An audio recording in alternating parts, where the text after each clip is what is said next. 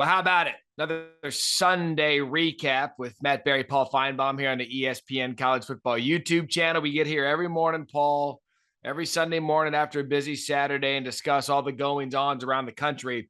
And I want to start with the place you were for SEC Nation, Auburn and Penn State, because this thing had the makings of what looked like a classic Outback Bowl matchup at noon on New Year's Day. And I didn't think we'd be saying this today, and maybe you didn't either. I did not expect what happened to have Penn State kind of just walk all over Auburn on their home yard. No, Matt, I'll give you a little preamble. Being in Auburn Friday, I had Brian Harsin on our show, and he said all the right things. And he's a genuinely nice guy who desperately needed to win this game just to put himself in a position, because he's got Missouri, not a problem, then LSU at home, and then he goes on the road to Georgia, and he needed to probably be 5-1 in the first half of the season, primarily not to save his job, but just to get some momentum. He's 62nd in recruiting right now, and they rolled all the dice. They put everything on the table. Every recruit was at this game. So Matt, here goes the story. It was a disaster, and you can't start carving his name on the tombstone yet, but it's hard to imagine after what happened Saturday that Brian Harsin survives. And I'm being gentle. My old newspaper column would probably see a more deadly headline, but this team has nothing going for it. The offense was inept. Nothing that they tried worked. And you tell me, Penn State is a good team, by no means an elite team. And when you realize that Auburn has to face Georgia and Alabama later in the season, in addition to Texas A&M and Arkansas and Ole Miss and Mississippi State, and I mentioned LSU, they're looking at a disastrous season, which means coaching change. So I want to stay with Auburn because I'm trying to get, when we get from a new hire, and it's kind of a parallel to Scott Frost. We talked about Scott Frost last week prior to him being dismissed. And when there's a new hire, it's always met as it should be, unless there's a case where the hire was just bizarre to begin with. But it's met with optimism. This is the person. This is the guy. This is how we turn the program around. Mm-hmm. And then it usually takes time for it to go south, if it in fact goes south. What the Harsin thing is so bizarre to me, because there was that attempted coup over the summer. How did we get here so quickly, I guess, is the most succinct way I can put it on a Sunday morning, sleep deprived. Yeah, I'll spare everyone the Auburn backstory because you don't want to hear it, but the most important thing to remember here is that the same people that tried to get rid of Harsin tried to work diligently and desperately for about 5 years to get rid of Gus Malzahn. So they ran into a brick wall. A new president came in who said, no way. And instead of firing Malzahn, he beats Alabama again, which, remember, he would do that every other year. He gets a new deal. So here's Auburn. They fire the president. They bring in a new athletic director from Buffalo, always the path that you take, Buffalo to Auburn. And then they bring back the old president, the interim, he was happily retired. He went to the cocktail parties, but he did not want to mess with the good old boys in the smoke-filled room. And there was a power struggle. And this is all important to set up where we are here. There was a power struggle because the good old boys wanted Kevin Steele to be the head coach. They trusted him. He was one of them. And this athletic director, Alan Green, who played baseball at Notre Dame, said, you know what? I don't want Kevin Green. I think we need to chart a new path. So he goes to the search firm, and they find a great coach, by the way. Brian Harsin, quarterback at Boise. Yep. He was on Peterson's staff. And he probably, had he stayed at Boise, would have lived the rest of his life. But he took the gamble, and it didn't work. And yeah, you can say if Tank Bigsby had gone out of bounds against Alabama, he wouldn't be having this problem. But he didn't, and they lost the game in 4 overtimes. The coup attempt was a really sloppy coup attempt. I mean, it was like some third world country. A bunch of guys at the bar say, you know what, let's go down and overthrow the president, and they all get gunned down because they didn't have the firepower. This was really sloppy. and it was impossible not to sympathize with Harsin. It's also impossible to sympathize with him now because it clearly looks like he's not cut out to be an Auburn football coach. This is a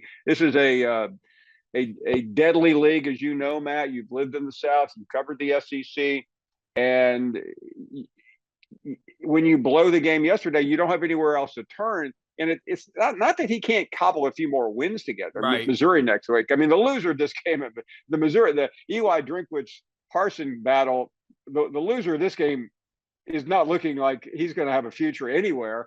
So it comes down to, Harsin's stay will be, he'll have a few more weeks before anything really serious happens. But ultimately, it's impossible to find any Auburn fan today outside of the Harsin family who would argue he should be there at the end of the season. Yeah, 41-12 the final. I think Penn State's good. I don't know that they're 41-12, go to Jordan Hare in a hostile environment good and do what they did. And you mentioned Tank Bigsby, he's back, the talented the young running back, the sophomore, he's back. Hunter, TJ Finley every once in a while looks the part. But when you sit there and watch it on Saturday, as I do when we're in studio, you're thinking, well, it is Auburn. There's got to be Auburn talent. They've got to be able to do something.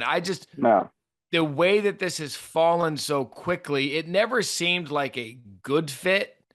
And I don't want to talk in past tense here because he's still the head coach, but it was, you mentioned the Buffalo to Auburn transition and the Boise to Auburn transition. It's the same thing.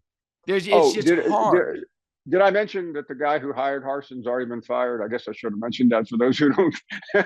Already been fired. Yeah, already an interim AD. Yeah, and I met the interim yesterday, Matt, and this guy, I give him credit. I mean, he's pumping. Welcome to Auburn. I mean, he made me feel so welcome, and I'm thinking, I hope you get the job. You seem like a nice guy, but let me also let you know, while nobody's listening, you're not picking the next coach. Yeah. I mean, that happened once. It won't happen again. So, Matt, the question really is, as we turn this page, tomorrow on our show and across the country, if Auburn comes up, it will no longer be, is Brian Harsin going to survive? The questions are now about who will take his place, and you'll get the usual suspects. I couldn't help but watching the end, as you were, at the end of the Liberty Wake Forest game last night, thinking, by the way, Hugh Freeze would have probably gotten the job last February had they pulled off the coup. He was the guy that they were targeting. He's probably still on a short list. There's interest in Lane, of course. Lane Kiffin is always on a short list. Never seems to move to the top of the list, but he's on the short list. I can't help but think that Mark Stoops wouldn't be on a list because he's going to be on a lot of lists. So that's where the lists start to formulate. But one thing, the next coach at Auburn is going to understand the SEC, unlike Brian Harsin. Yeah, and here's what I'll say, and we will move on. Anybody who takes a chance on Hugh Freeze again is, I believe, going to hit a home run. I mean, the image at this point has been rehabilitated.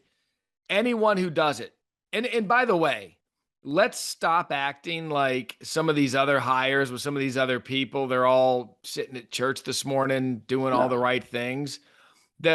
I'm telling you, the first AD that gets out there and says, you know what, Hugh, you've done your time. You've proven you could win at Liberty. You seem to be headed the right direction. Just if you do it again, your career's over. I think Hugh somewhere would be a home run hire, especially back in this league. I agree with you. A couple of years ago, I was in Oxford and I went to dinner with him, and he is a very compelling individual. And he went through all the things that brought him to the unemployment line briefly. And I'm gullible, Matt. Had you been there, you would have been nodding your head going, what an amazing, I mean, I'm voting for you, Hugh, whatever you're selling. That's how good he is. And you think about that. I mean, I love the 2-point conversion. You don't want to go in overtime against mighty Wake Forest. And I mean, this is now about the fourth. He's beaten a couple of ACC teams, and he's almost won every one of these games. That's how, and that's with Liberty talent. can you imagine Auburn talent? And he knows that. He and Malzahn were very close friends. He knows the terrain. I think his daughter even went there for a while. So he knows the way to Auburn. He's definitely a name you have to keep your eye on. So we'll keep an eye on him. One other team that's already made a coaching switch last year, and it's the first year of his stay in Baton Rouge, Brian Kelly. We had talked about recapping week 1 against Florida State, how bizarre it was. The LSU fan base just was beside themselves after Brian Kelly loses his first game. They get it right against Southern. No surprise there.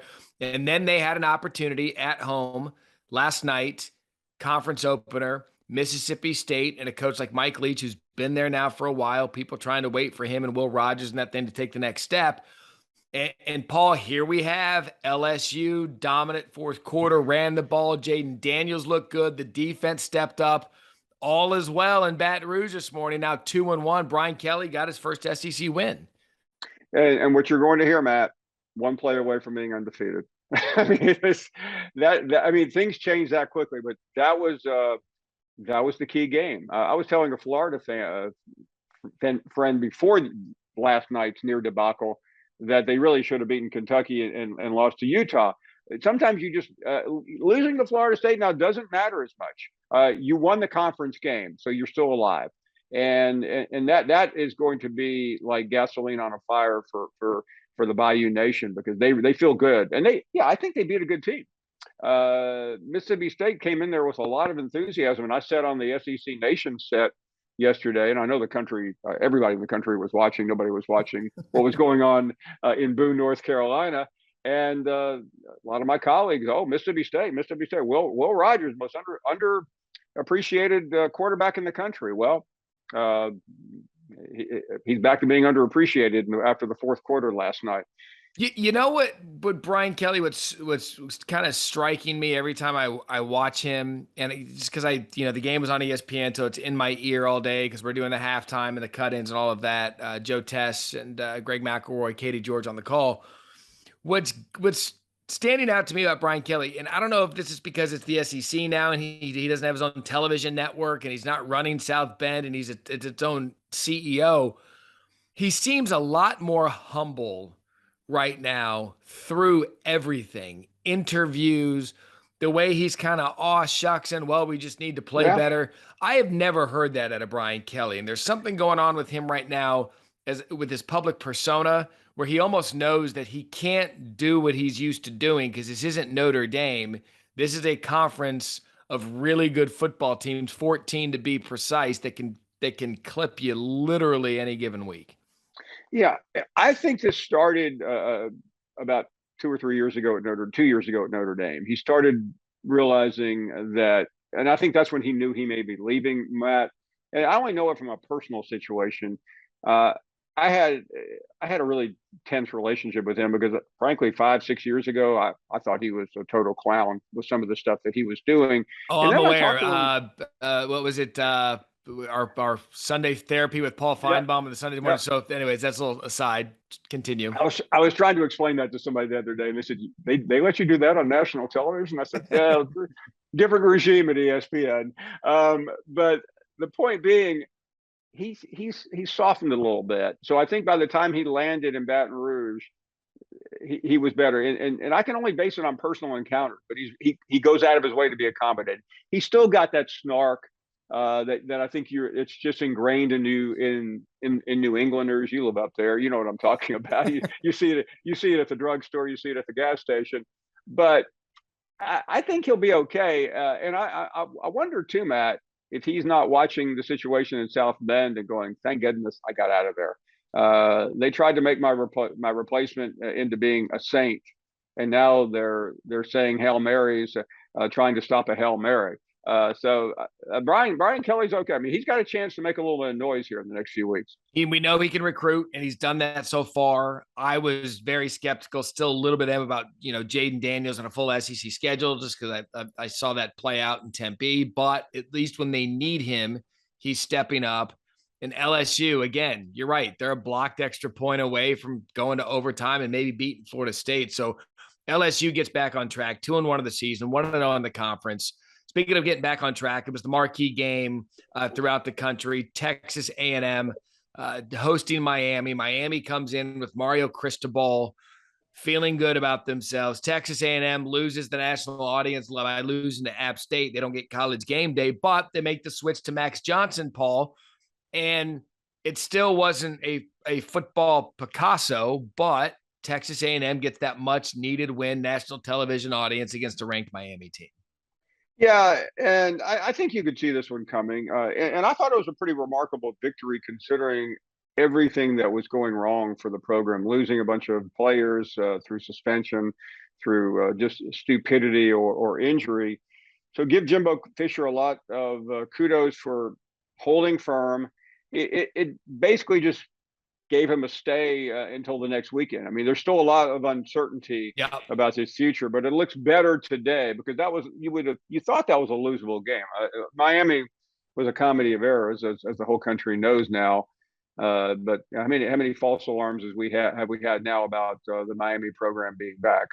Yeah, and look, last night when you have a kind of Michigan State, Washington was your ABC game. It was SEC Saturday on ESPN. So they kind of got the spotlight all to themselves. I'm sure that game's going to get a pretty healthy number. But look, we set it up last week. Jimbo had something to prove this week because the Appalachian State embarrassment. Mario Cristobal has something to prove because he's back at his alma mater trying to resuscitate the proud program. And at least for now, Jimbo gets the win. They have Arkansas, who, by the way, could you paint a more dire picture in Fayetteville if Bobby Petrino goes in there with FCS Missouri State and pulls that off? Had he won that game, he probably would be about to be hired at Louisville, wouldn't he? Again, for the third time. Or Auburn. Or Auburn. Exactly. I was in Little Rock Monday, Matt, at their touchdown club, and they were almost like not even cracking jokes about Petrino anymore because it's just so passe. And I thought that hug at the end of the game by Sam Pittman wasn't going to end. I mean, I think he was just holding on for dear life, thinking we almost lost to Missouri State. And to Bobby Petrino, I mean, he had just about done everything perfectly. But it shows you the fragility of college football. We all know they're young. We all know it's unpredictable. We'll spare you the only in college football, but it's about true. And we saw it almost happen a couple of times, and we did see it happen. At some places like your alma mater. Yeah, I was going to try to avoid that. I'll get into the Arizona State debacle in Sunday Bloody Sunday. But when you have, we're seeing it more often, and I, Paul, I think it's a direct reflection of the transfer portal and all this other stuff going around. We focus on how Alabama can reload with Jermaine Burton and Jahmyr Gibbs, and they get all the stars. But I think, and I don't want to, this isn't a Missouri State because I really couldn't name anyone on their roster other than they played pretty well. But we're seeing parity around the country with some of these smaller schools, the App States. Marshall did it last week with Notre Dame, even though they lost to Bowling Green on Saturday. There are times now, it's scary if you're one of these FBS schools or a Power Five playing a group of five because you just don't know what you're going to get now because of the parity that's starting to develop. Yeah, and I'm sure I'll be upsetting the FBS. I mean, the nation out there, not the FBS, but the Missouri States and everyone else. But when you're at a Missouri State, Matt, not that Bobby Petrino's ever had a conscience anyway, but you have less of one than even normal when taking players. You just don't care. You've been kicked out of 3 schools. Come on in. I mean, it's just like we have to field a team. So you have players on those teams, and you're right. I don't know who they are, and quite frankly, I don't care who they are. But I bet they at one time were pretty good players, and you cobble them together in the game of the year that Arkansas. You have Arkansas after Cincinnati and South Carolina, and right before Texas A&M and Alabama. So you're saying if this was a game in Vegas that you probably would put a couple of bucks down on the other side, that was screaming for at least a cover. Yeah, we do. You have to look at that now. You know, it used to be cliche, trap game, look ahead game. But I mean, you see it everywhere now. And you almost saw it in Fayetteville yesterday. Yeah, I had a friend tell me the other day, he said, keep your eye on the guy's from Mobile, Alabama. He said, keep your eye on the South Alabama UCLA game. I said, do I have to? I mean, like, I don't really care. And I'm getting off a plane, and here comes an alert. South Alabama leading UCLA at the Rose Bowl, which was filled to the gills with at least 5,000 people. Oh, yeah, and you know it's bad when Troy Aikman gets on Twitter and just blasts how embarrassing that is for his alma mater. But that is a great example. South Alabama goes to the Rose Bowl. It's basically a neutral site because, as you said, no one was there, and that's a perfect example of, hey, Chip, I get it. You're Pac-12. You've got DT Arch, a quarterback. You've got more talent, Zach Charbonnet, but if you don't pay attention, you're gonna get beat by one of these teams, and it's not going to be good for your coaching resume at your particular university, a la Herm Edwards. Yeah, and Chip's resume right now is I mean, it's hard to believe, Matt. We used to sit with him in Bristol, what was it, 3 or 4 years ago, and he was being, we were joking, hey, who's coming after you? Is it Tennessee? Is it Florida? Is it? I mean, he was as hot a coach as Scott Frost, another unemployed person, right? But Scott, at least Chip has a job. Yeah, at least Chip's still gainfully employed, and he lives in Brentwood and Bel Air, so life for him isn't too bad on the college football circuit. We'll get you out of here on this one, Paul. Looking ahead, Florida, Tennessee. Florida escaped. There's another good example. They escaped. Probably had no business beating South Florida. They had a player wide open on the sideline. South Florida could have put it away. They didn't. Anthony Richardson, Billy Napier get the win. They now have Tennessee in that storied rivalry that goes back to Steve Spurrier and Phil Fulmer. Looking ahead, what do you think? Yeah, I mean, this is going to be a big event, a big weekend in Knoxville. So much on the line. It doesn't feel to me, because I don't live there anymore, as it's going to be that big of a statement to beat Florida, which I think Tennessee will. Tennessee's a little bit banged up, but this Florida team looked so vulnerable, Matt. And I think as big as this weekend is going to be, because Tennessee has beaten Florida, I think, twice in the last 20 years. The Alabama game is suddenly going to take on epic meaning, because I mean, there's a sense that maybe this Alabama team's a little bit vulnerable. Yeah, and we saw it we saw it against Texas. We saw some very uncharacteristic Alabama penalties and just lack of discipline against Texas. By the way, Texas, they looked the part against UTSA. That could have been an easy game for them to come off the Alabama hangover against a pesky Jeff Traylor coach team out of San Antonio, but they didn't. So here's where it starts to get fun now, because we're through the first 3 weeks of the season. Conference play is starting to begin. And so everything maybe we thought we knew with some of these upsets and some of these teams around the country, Paul, we're going to really start knowing, because the meat of the conference schedule here starts in the next couple of weeks. Yeah, and I for one, I'm glad, because I mean, even though there were a lot of upsets and near upsets, I mean, I've about had enough of these off-brand games. I mean, there was a game on Fox last night, the major network, and I mean, Ohio. I can't remember who Ohio State was playing, but I'm like, Toledo. I didn't even realize it. Yeah, somebody said, "Hey, are you watching that game?" I'm like, going, I mean, that's how desperate the television networks are to put games like that on their main channel, because there's just so little else by the time you get some prime time. Only thing that was entertaining about the Ohio State game was whether or not they were going to cover the 31.5, which they did, and how many touchdowns CJ Stroud was going to throw. And the answer to that is 5 through 3/4. So here we go, Paul. Time to turn it up. I'm going to put you on the spot again. Are you allowed to announce SEC Nation, or are we going to let the overlords do that? If I knew, I would tell you. But there apparently is it's either going to be in Knoxville or in Arlington. But at this late hour on Sunday morning, before you have your second Bloody Mary, I still don't know. Well, I'm going to be on my first Bloody Mary here in a second. And when you do know, look for the Paul Finebaum compound. There will be a puff of smoke in the color of the campus where you can see yours truly, Paul Finebaum, and the rest of the SEC Nation stars. Paul, always appreciate it. Another fun college football Saturday. Rest up, and we'll catch up with you next week. Thanks, Matt. Appreciate it. Thanks for watching ESPN on YouTube. For live streaming sports and premium content, subscribe to ESPN+.